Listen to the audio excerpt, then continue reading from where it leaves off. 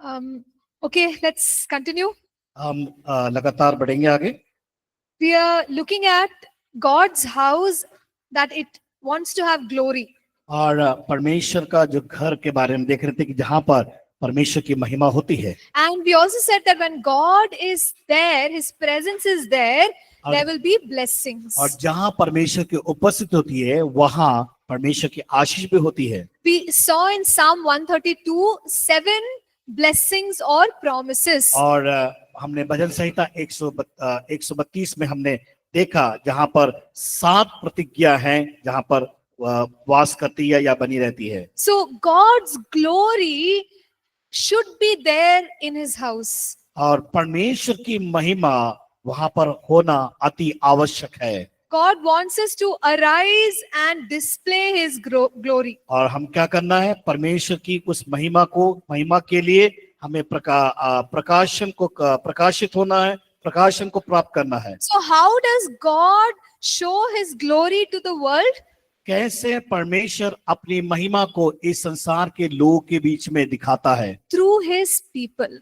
उसके लोगों के द्वारा. Okay, so in Isaiah 60, यशायाह की पुस्तक उसका 60वां अध्याय verses 1 and 2, 1 और 2 पद को जब हम देखते हैं, God calls us to rise up and shine His glory.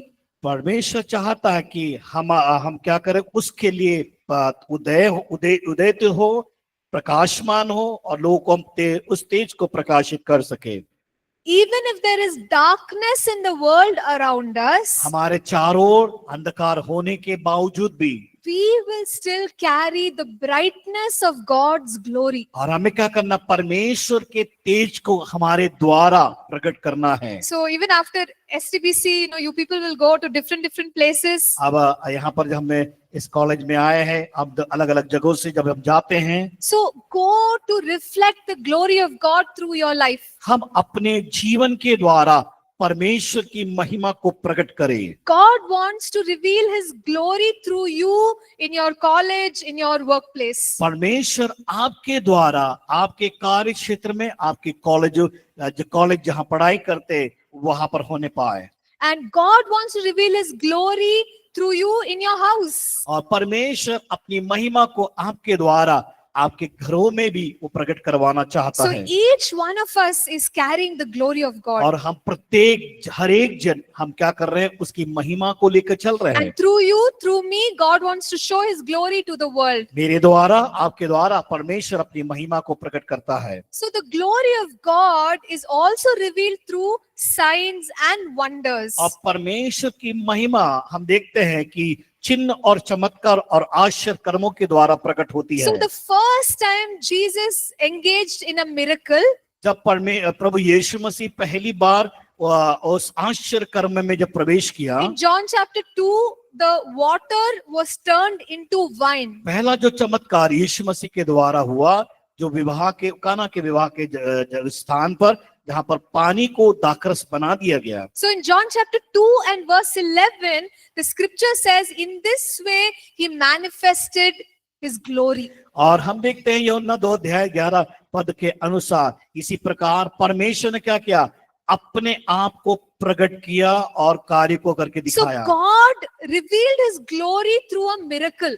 परमेश्वर अपनी महिमा को चमत्कार, आश्चर्य कर्म और चमत्कार के द्वारा दिखाता है. So when miracles take place, God's glory is revealed. और परमेश्वर का आश्चर्य कर्म वहां पर हो रहा है, इसका मतलब है परमेश्वर की महिमा वहां प्रकट हो रही है. Okay, so we can desire for more miracles in the church. हमारे अंदर ये इच्छा होना है कि अपनी कलीसिया में बहुत का ऐसे आश्चर्य कर्म होने के लिए. So today when you and I gather, we all have our churches. और हम यहाँ पर इकट्ठा हुए कलीसिया के रूप में, God's miracle should be there. परमेश्वर का आश्चर्य कर्म वहां पर होगा. Okay, so it has to be there. वहां पर होना है. Okay, that's when God's glory is revealed. और उसके द्वारा परमेश्वर की महिमा प्रकट होगी. Imagine we come together as a church, but there are no miracles. अगर मान लीजिए हम कलीसिया के रूप में एक जगह इकट्ठा हुए और वहां पर आश्चर्य कर्म नहीं है तो क्या होगा? God's glory cannot be revealed. वहां पर परमेश्वर की महिमा को हम प्रकट होते देखने नहीं पाएंगे. So miracles are necessary. आश्चर्य कर्म बहुत जरूरी है. So we may have learned in the healing course that healings, miracles, signs, wonders, all of these reveal God's glory. और वहां पर हमने चंगाई के विषय पर जब हमने देखा सीखा, वहां पर आश्चर्य कर्म और चमत्कार के बारे में, ये सब बातें, अद्भुत बातें, ये सब परमेश्वर की महिमा को प्रकट करता So है। we have to pray that in our churches there should be healings.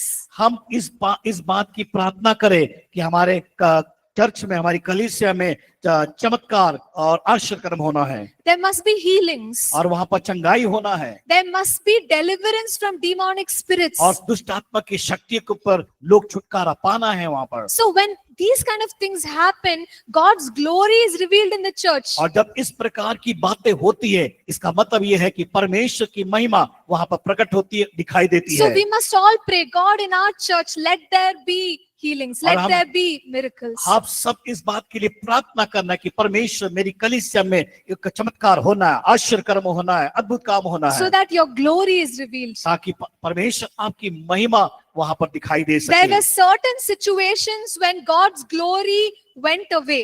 और हम कई ऐसे स्थिति को देखते, परिस्थिति आए जिसके कारण परमेश्वर की महिमा वहां से हट गई। So we read in the book of 1 Samuel, जब पहला शमूएल की पुस्तक में हम पढ़ते हैं, we read about the priest Eli and his sons. और वहां पर जो याजक एली और उसके बच्चों के बारे में बताया गया है। So we see there that the sons were living a sinful life. और जब उसके एली के बच्चे दुष्टता में अपने जब जीवन को व्यतीत कर रहे थे, They used to put off the lamp in the temple. और जो मंदिर में जो वस्तुएं बलि के लिए चलाई जाती थी, So they were doing whatever they wanted. उनके मन में जो आता था वो करते थे अपनी मर्जी से। They did not keep the word of God. वो कभी भी उन्होंने अपने परमेश्वर के वचन को बनाए नहीं रखा। So when there was disobedience, जब वहां पर अनाज्ञाकारिता आई, we read that the glory of God left the temple. जब उन्होंने ऐसे गलत काम को किया, वहां पर देखते हैं कि परमेश्वर की महिमा वहां से उठा ली गई। We read that the daughter-in-law of Eli bore a son.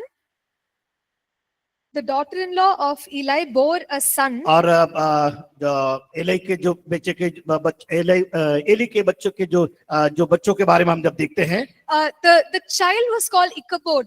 और जो इकबोत नाम का जो बच्चा है, The meaning of Ichabod is that the glory has left us. और इकबोत का जो अर्थ है परमेश्वर की महिमा हटा ली गई। So it's such a sad thing that there is a temple but no glory of God. और वहां पर बड़ी निराशा की बात यह है, देखते हैं कि वहां परमेश्वर की महिमा जो मंदिर में थी वहां से उठा ली गई। Okay, so temple is there but God is not there.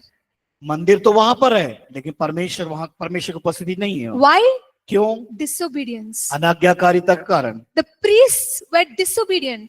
और जो याजक थे वो अनाज्ञाकारिता में जीवन को व्यतीत करते थे, The priests were sinful.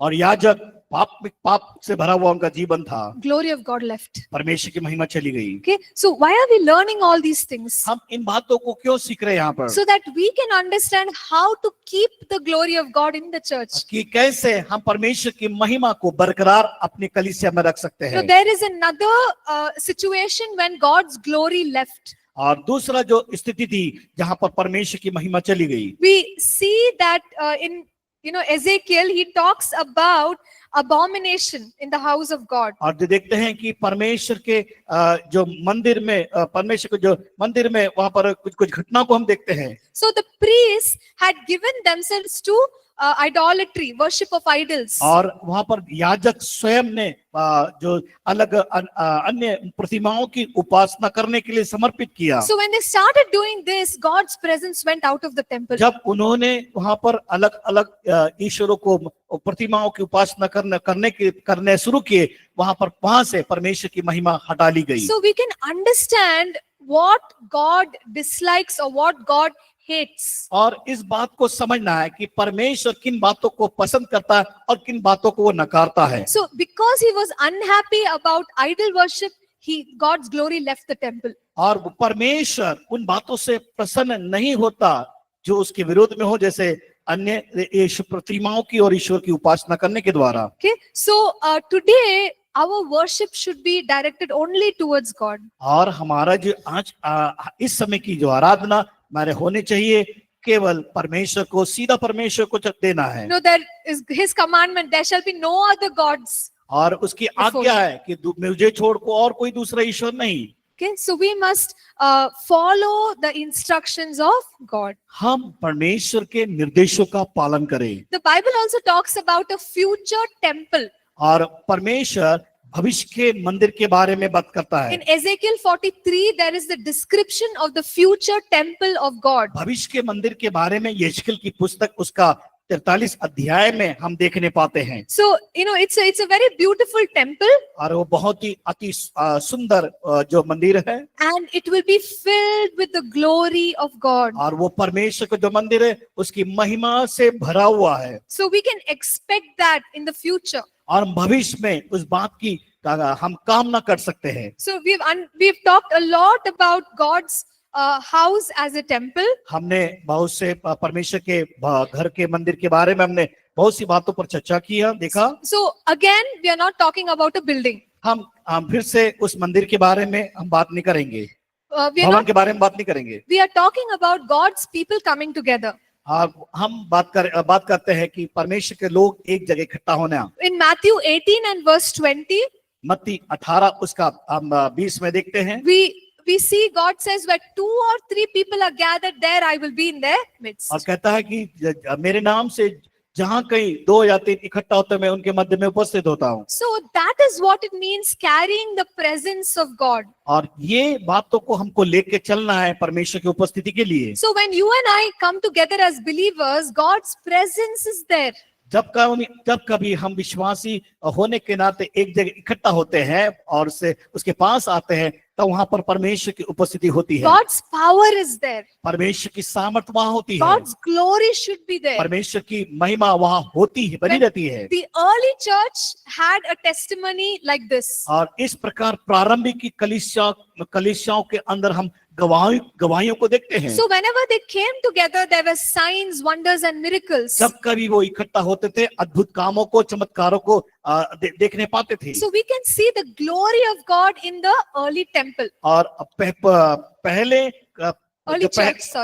पहली शताब्दी की कलीसिया में या चर्च में हम देखते थे कि उस परमेश्वर की महिमा किस प्रकार उनके बीच में होती थी। So that is an example for us. वो एक हमारे लिए उदाहरण है। So as a church family, we must, do whatever it takes to have God's glory. परमेश्वर के घराने के सदस्य होने के नाते, और हम जब पवित्र मंदिर इकट्ठा होते हैं, तो हम परमेश्वर की महिमा को हमें लेना है, परमेश्वर की महिमा को वहां पर बनाए रखना है। We're talking about the temple of God. Paul writes to the Corinthians. और अब देखते हैं परमेश्वर के मंदिर के बारे में कुरिन्थी की पत्री में हम पढ़ते हैं। In 2 Corinthians 6 verses 14 to 18. दूसरा कुरिन्थियों 6 अध्याय उसका 14 से 18 पद में हम देखते हैं। No, Paul talks about a holy life. परमेश्वर पौलुस वहां पर एक पवित्र जीवन के बारे में बात करता है। So when we are a temple should always be holy. और जब मंदिर की बात करते हैं तो वो मंदिर हमेशा पवित्र या शुद्ध होना चाहिए। So that is when God will live there. और वहां पर परमेश्वर रहता है। So what are some practical things that we can do based on what we have learned? और कौन सी ऐसे आधार है जिसके द्वारा हम उस जीवन को हम जी सकते हैं? We can, first thing is to teach the people that this church, it's a temple of God. और पहली बात हमें सिखाना है और बताना है कि ये जो कलीसिया जो है परमेश्वर का मंदिर है। So then they will have reverence or fear of God.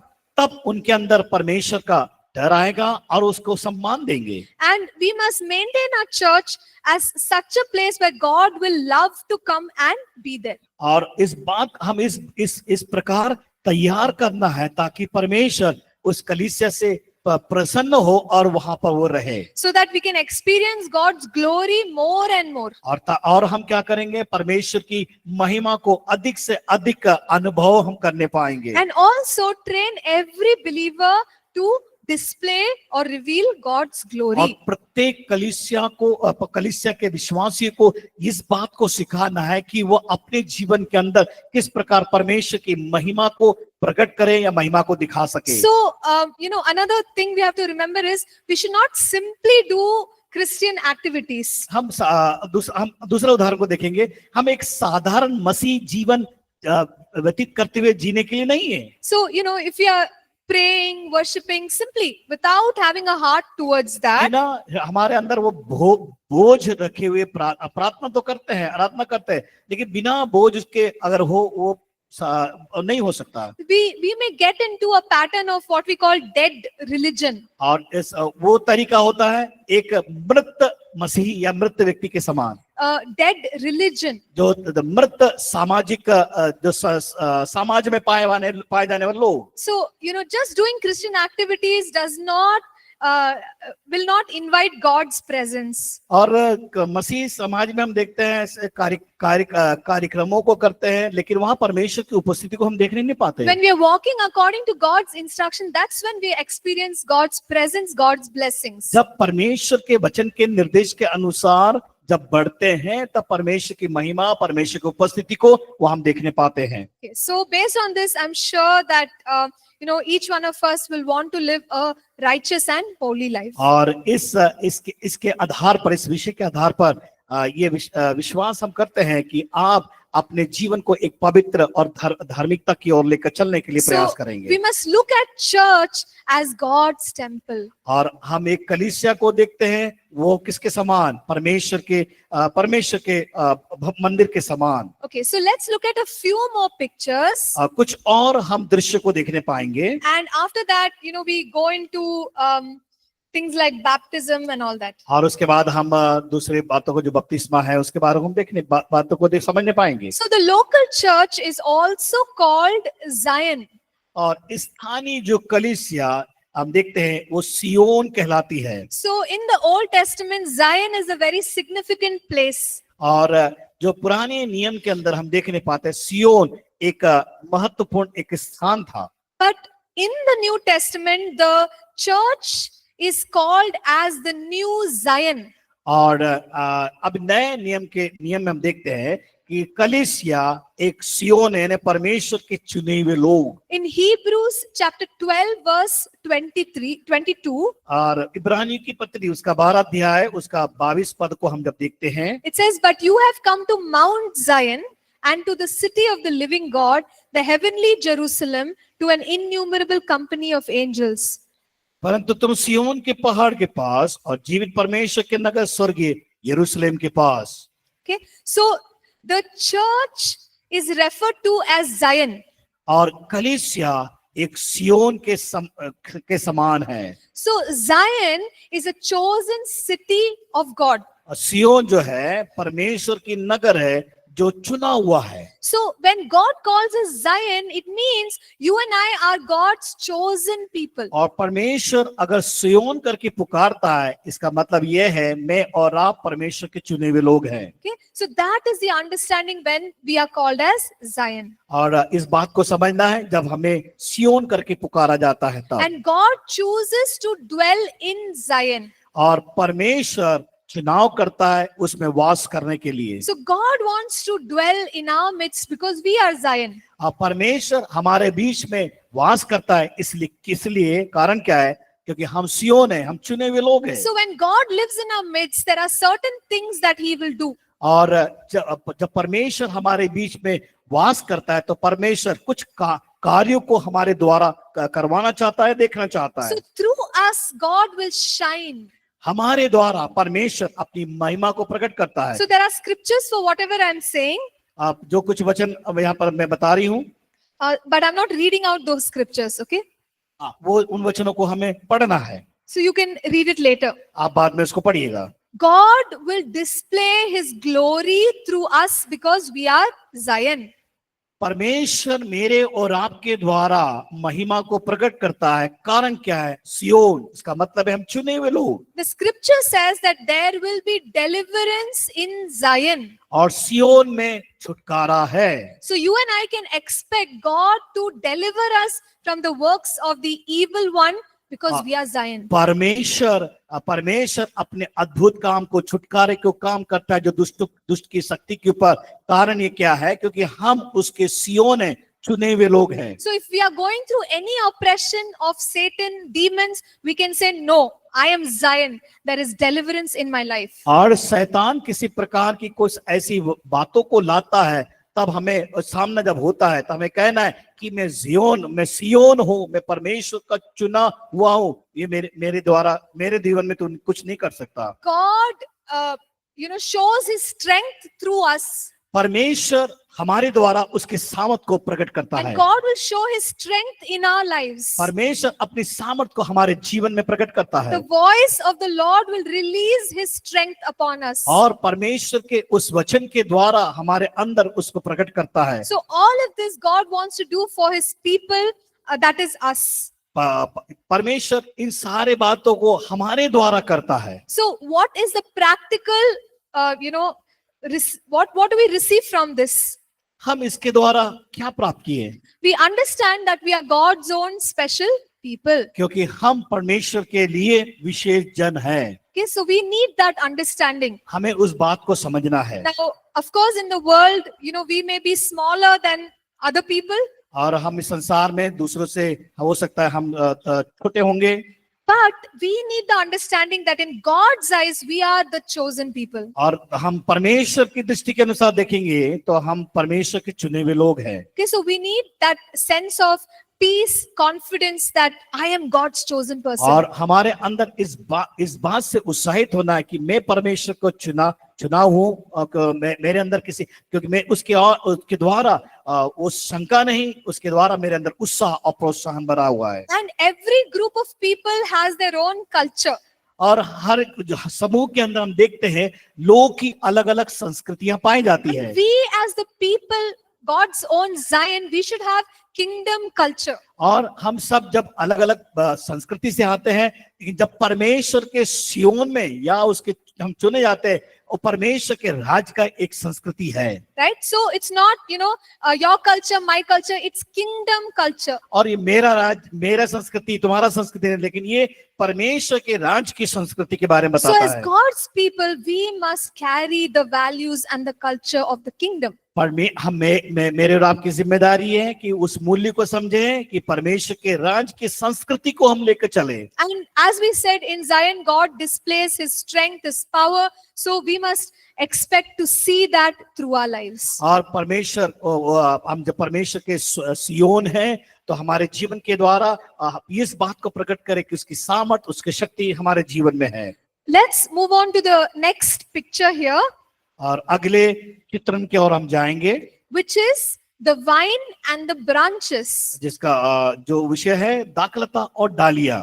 In John 15, Jesus says, I am the vine और यूहन्ना 15 अध्याय में बताया कि सच्ची दाखलता में हूँ, and you are the branches. तो मेरी डाली हो। And he also says that the Father prunes the branches so that it can bear more fruit. और क्या करता है, जो डाली फलती नहीं है, पिता उसको काट छाट करता है ताकि वो फले। And he also says, without me, you can do nothing. और मेरे बगैर तुम कुछ नहीं कर सकते। So, what do we understand from this? इससे हम किन बातों को समझते हैं, क्या बात हमें समझ में आती है? See, we as believers are the branches. और हम विश्वासी होने के नाते हम डालियां हैं। And the passage says, if a branch is disconnected from the vine and thrown, it will dry up and die. और अगर मान लीजिए डाली दाखलता से अलग हो जाती है, वो नीचे गिर के सूख जाती है।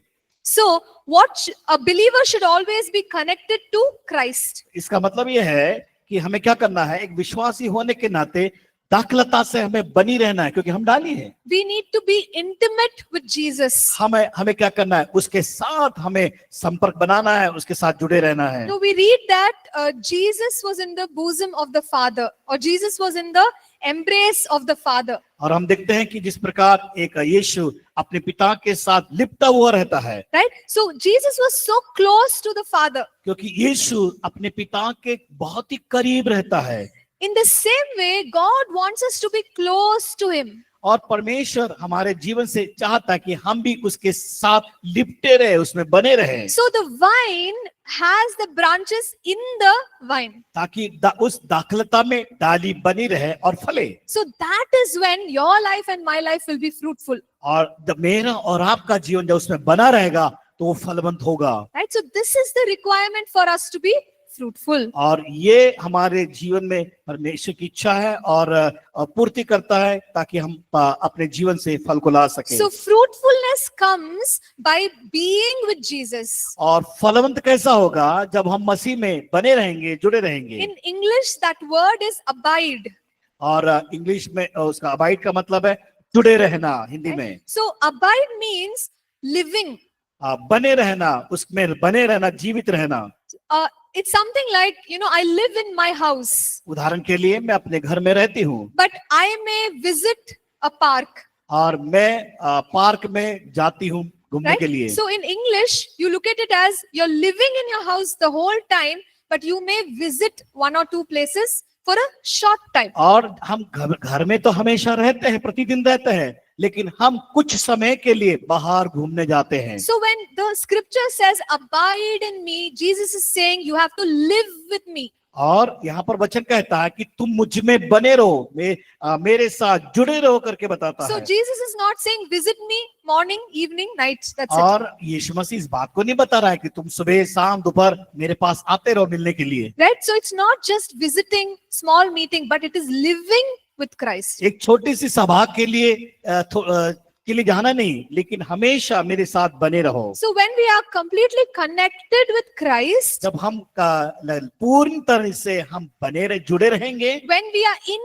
Christ, हम मसीह में, that's when the branch will receive life. तब वो डाली क्या करेगा? जीवन को प्राप्त करेगा। So all of us know plant will draw the water and the nourishment from the soil. और हम देखते हैं कि एक पौधा अगर जमीन में लगा है, उस मिट्टी से भोजन को प्राप्त करता है और पानी को प्राप्त करता है। So first, the life goes into the stem or the main part, हम देखते हैं कि पहला जो देखते हैं उसकी बढ़ोतरी कैसे, पूरा तना उसका बढ़ता है, right? Because that part receives life. क्योंकि उस भाग में उसने जीवन को पाया है। And the life goes from the stem into the branch. और जब वो उसका जीवन जब बढ़ता है तो डालियों में परिवर्तित हो जाता So है। when I am in Christ, His life flows through me. और जब हम मसीह में बने रहेंगे तो हमारे द्वारा जीवन बढ़ेगा, Because He is the vine. क्योंकि वो दाखलता है He is the life. और वो हमारा जीवन है। When the branch is connected, the life will go to the और branch. जब वो डाली उसमें बने रहेगी, वो जीवन प्रभावित होगा। The practical understanding of this और प्रायोगिक तौर से इस बात को हमें समझना है, is to spend time with God. परमेश्वर के साथ समय व्यतीत करना। So we have to teach the church to spend time with God. कलीसिया को हमें सिखाना है कि परमेश्वर के साथ समय को व्यतीत करना है। Teach the church to be intimate, close with God. और हमें इस बात को सिखाना है कि परमेश्वर के करीब बने रहना है। And help them to understand that any success in life ministry will come when we are in Christ. जब हम मसीह में बने रहेंगे तब हमारे जीवन में सफलता को हम देखने पाएंगे, सफलता प्राप्त कर सकते हैं। That's when fruit will come.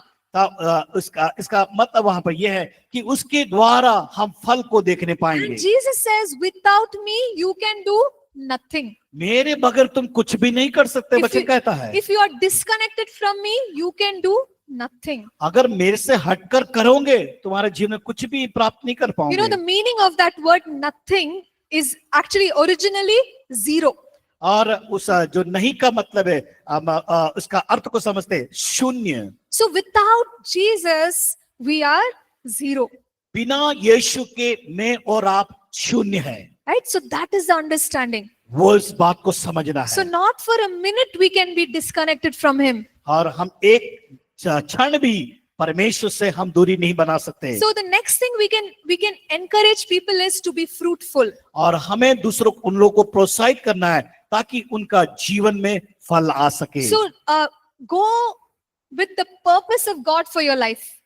आप उस उद्देश्य के साथ आगे बढ़े जो परमेश्वर का उद्देश्य के अनुसार। So when we do what is God's purpose, then we will be fruitful. अगर हम उस काम को हम करने जाएंगे जो परमेश्वर के उद्देश्य के अनुसार होगा तो हमारा जीवन फलवंत होगा। But if we do whatever we want, we may not be fruitful. अगर हम अपनी मर्जी से करेंगे हो सकता है वो फलवंत नहीं होगा। Right? So we have to teach people to move in the direction where you see fruit because that's God's purpose और for your हमें life. उन बात को सिखाना होगा कि अपने जीवन में उस निर्देश को बताना होगा कि परमेश्वर जो चाहता है ताकि वो हमारा जीवन फलवत हो सके। And we also see in that passage that the father will prune the branch to bear more fruit. और इस बात को हमने सीखा है कि वो पिता किसान जो है वो क्या करता है, डालियों को छांटता है जो डाली फल को नहीं लाती। So that means that God will remove certain things and bring cleansing, sanctification in my life so that I can be more fruitful. इसका मतलब ये है कि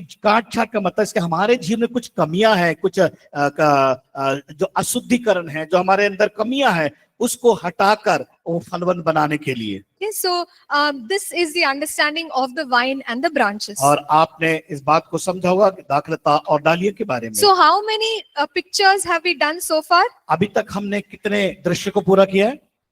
9. Okay, so if you want, you can just go and look at that page 175. Page 175 in English. Hindi में 183 page number, Hindi में 183। So we have done the bride, house of prayer and worship, हमने वहां पर temple, दुल्हन, प्रार्थना और आराधना का घर, then temple of God, परमेश्वर का मंदिर, vine and branches, दाखलता और डालियां, body of Christ, मसीह की देह के बारे में, family of God, परमेश्वर का परिवार, pillar of truth, सत्य का खंभे के बारे में, and God's chosen. और परमेश्वर के चुनाव के बारे में, लोग And चुना, one more, army. और आर्मी के बारे, सेना के बारे में। So only one picture is left, और केवल एक ही दृश्य रह गया है यहाँ पर, and that is lamp stand. और वो है दीवट के बारे में।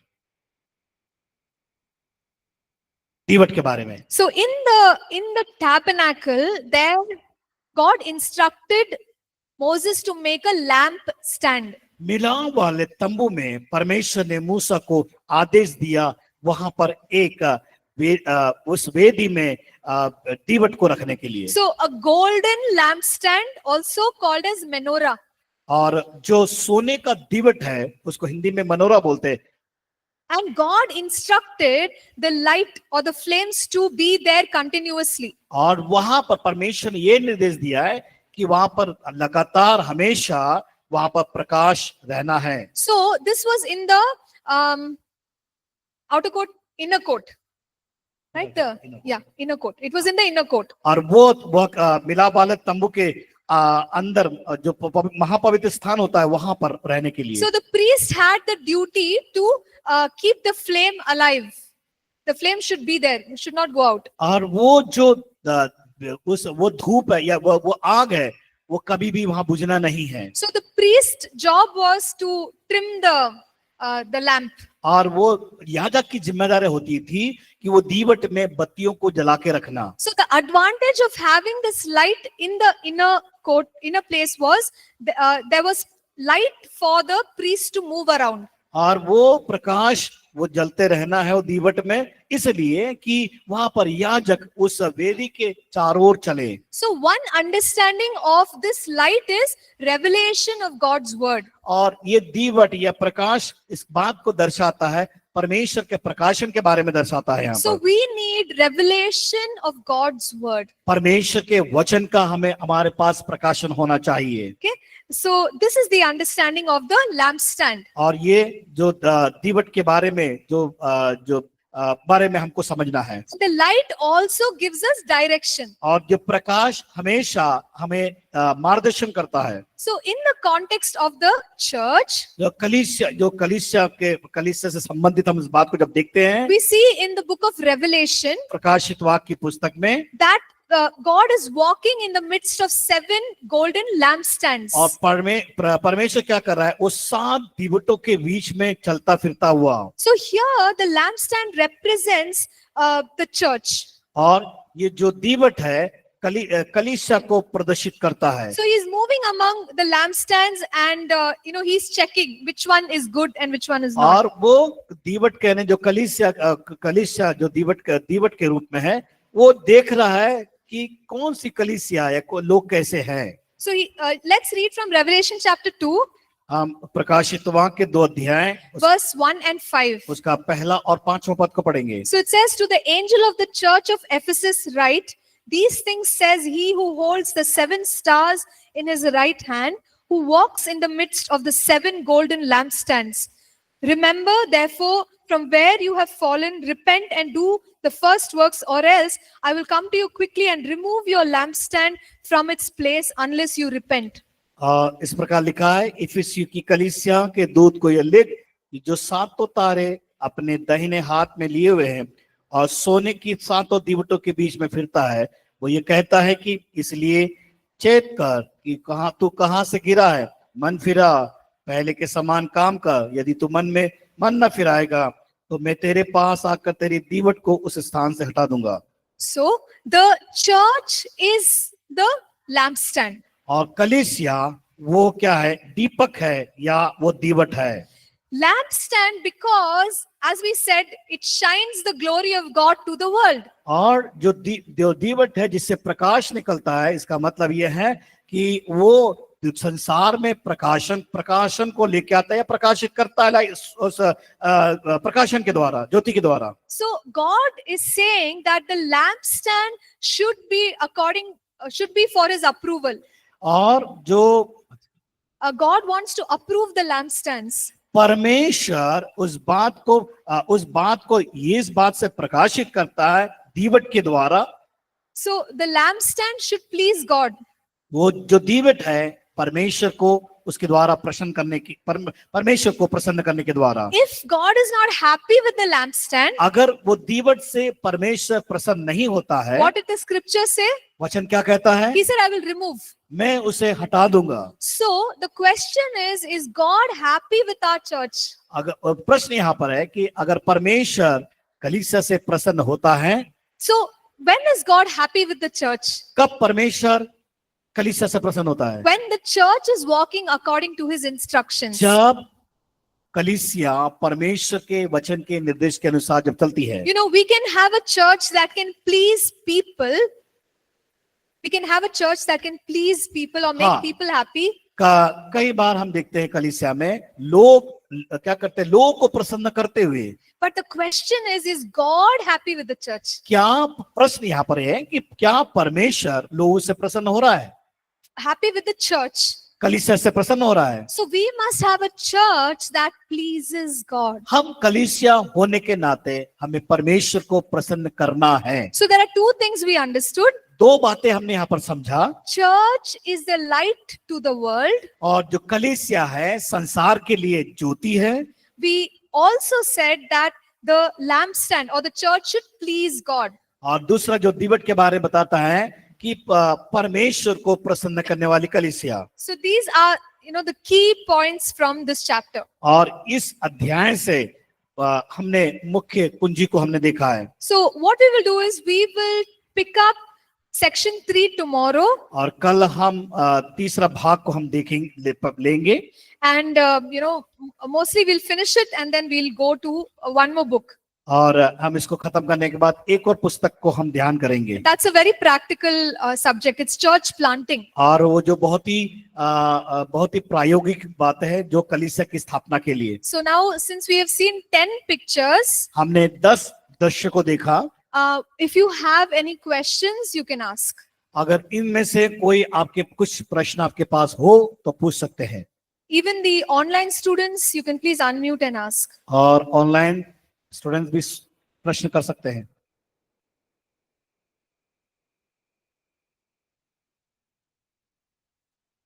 कोई प्रश्न?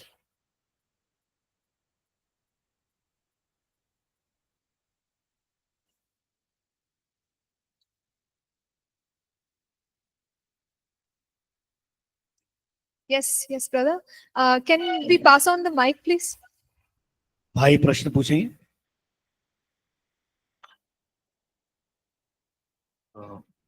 Hello, Chief. We have discussed 10 points about the local church. I'm just wondering, this salt and light is the part of this thing, or it's a separate thing? Salt and light is a part of? Local church? Or Yeah, God's people. God's people? Yeah, God's people. I mean, again, it's church, right? Because God's people are the church. So, yeah, you can even look at that as one of the pictures. Sure. Salt and light. और यहाँ पर भाई ने पूछा कि वचन बताया गया, तुम पृथ्वी के नमक और ज्योति होकर के, क्या वो ये जो हमने अभी भाग देखा, क्या वो उस कलीसिया के लिए कलीसिया पर प्रभावित हो सकता है क्या? हाँ, ये बताया गया कि हाँ वो भी एक भाग है। नमक का, तुम पृथ्वी के नमक हो, क्योंकि हमारे जीवन के द्वारा उस स्वाद को दिखाना बहुत जरूरी है। तो वो भी एक कलीसिया का एक भाग है, स्वाद बनना, स्वाद को देना।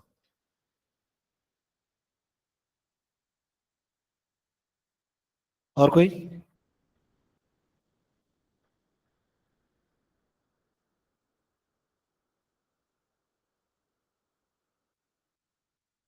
Okay, so if you don't have questions, we can just close.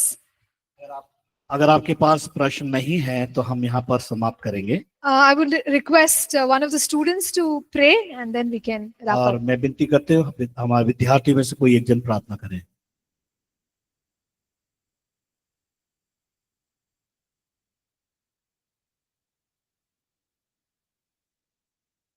धन्यवाद पिता परमेश्वर, इस समय के लिए आपको धन्यवाद देते हैं पिता परमेश्वर। खुदा, आपने हमें अभी तक संभाला, सुरक्षित रखा, आपको धन्यवाद देते हैं। आज की इस क्लास के लिए हम आपको धन्यवाद देते हैं खुदा। पिता परमेश्वर, आज जो टीचर्स हमें पढ़ाए हैं पिता परमेश्वर, हमारे अंदर बीज डाले हैं, उस बीज को हम अपने अंदर फसल की तरह उगा सकें पिता परमेश्वर, और उस फसल के द्वारा पिता परमेश्वर हम अपने जीवन में कार्य करें और दूसरों को भी उस फसल को फैला सकें पिता परमेश्वर।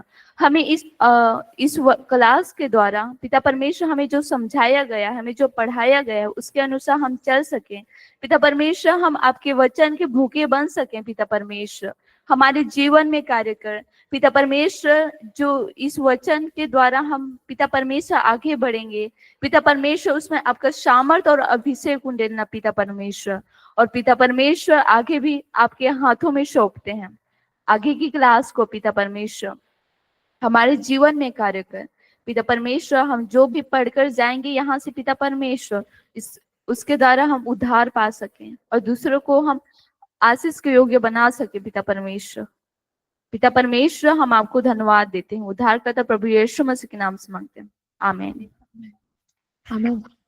Thank you everyone. God bless. Thank you, ma'am. Yes.